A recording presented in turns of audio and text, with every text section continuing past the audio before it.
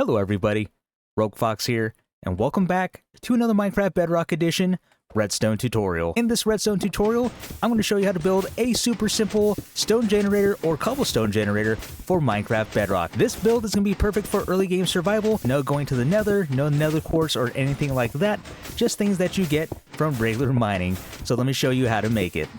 To make this super easy, starter-friendly stone generator, you are going to need a 5x4 area like you see right here. Now let's take a look at our supplies. There we go. There are all the supplies we'll need. So we have ourselves a piston, 1 redstone dust, 1 repeater, 1 lever, 1 hopper, 1 chest, 8 building blocks, 1 obsidian, and then our bucket of water, our bucket of lava, and then our pickaxes. Assuming this is early game, you'll most likely have a stone pickaxe. So when we use this, we will mine up cobblestone, but eventually, once we get silk touch, we are able to mine this up for stone. To get things started, what we want to do is grab our piston and we want to go 1, 2, 3 blocks back from the center and 1 block to the left. Go ahead and place your piston just like that. Next, we want to go to this block right here. Go ahead and knock that out so we have a hole in front of our piston like so. And then what we want to do is place our blocks around the piston. So I'm going to go ahead and use glass just so you can see things a little bit better. I want to place a block right here, a block right here, and then if you decide to use glass for whatever reason, then we definitely want to place a solid block right here, and we'll get to that in just a moment. Once you have that in place, go ahead and grab your water bucket, look at your piston, place your water source right there. So what we're doing is waterlogging the piston, and then you can see that the water is flowing from the piston into the hole down below. Once you've done that, go ahead and grab your repeater, place your repeater running into the water source like this. Get your lever, place your lever right behind the repeater, so that way when we turn it on, the repeater will be powered.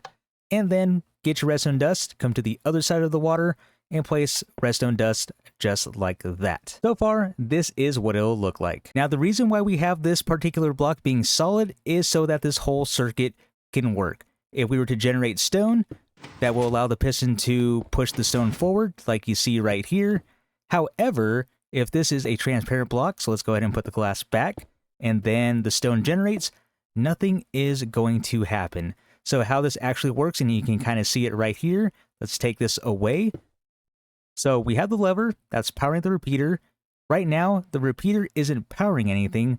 Therefore, this redstone isn't being powered, but as soon as that stone generates, you can see the redstone is now being powered, and that's because the repeater is now powering the stone, passing the redstone signal through to the redstone dust here. But because this is transparent, nothing can happen. So that is why this block specifically has to be a solid block. Now, if I go ahead and put the redstone dust back, it will work once again. Now that we have the circuit completed, what we want to do next is grab our obsidian. We want to skip this block and place our obsidian right here. Now, the reason why we're doing this is because a piston can push blocks to 12 blocks out. It doesn't go past 13. So what I mean by that is the stone's generating, keeps going out and out and out until it can't push anymore. So you can chase this down if you want to. It's totally up to you. But in order to keep this contained, all we simply have to do is place down obsidian right here. And the reason for that is because a piston cannot push obsidian. So if I go ahead and place obsidian right here, it should be pushing it, but it can't. So now when our stone generates, it's going to just go right there and then stop. It's not going to push out anymore, which is why we have that.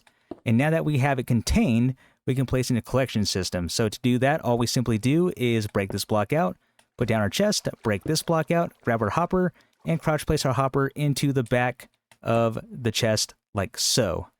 And so far, the bottom layer is done, and it should look just like this. And finally, it's time to place in the lava. But before we do that, we need to be able to contain it so it doesn't go everywhere. So what we want to do is place a block on top of this one, a block on top of that one, block on top of this, and then a block here, a block there, temporary block right here, and then a block out from that one. Go ahead and remove that temporary block. So then what we're going to do is place our lava right here, and then we have this hole for the lava to drop down on top of the water. So go ahead and do that. And as soon as the lava comes into contact with the water, it is going to turn into stone, just like you see right there. Now that you're done, you can go ahead and start mining up your cobblestone or stone. So we have nothing in the chest at the moment. If we have our stone pickaxe, we start mining away. So you can see that's breaking into cobblestone, and that's dropping down into our collection system. So if I open up the chest, we have cobblestone down below, And like I mentioned, if we want stone, we do need silk touch. And as soon as we have that, we can start mining this up for the stone using silk touch just like this. And then we have our stone down below. Once in a while, this will generate cobblestone for whatever reason. So this is generating stone now. Not quite sure why it does generate cobblestone, maybe just because of the timing of everything. But like I said, occasionally, there we go, there's the cobblestone. Occasionally, it will generate cobblestone just like you saw right there. And it's really not that big of a deal, unless of course you're wanting stone, then you'll have that slight inconvenience right there.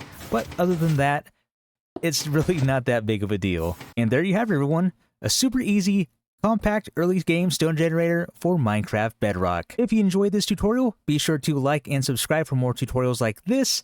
But with that being said, everyone, this is going to be the end of today's redstone tutorial. I really hope you all enjoyed. This has been Rogue Fox, and I will see you in the next one.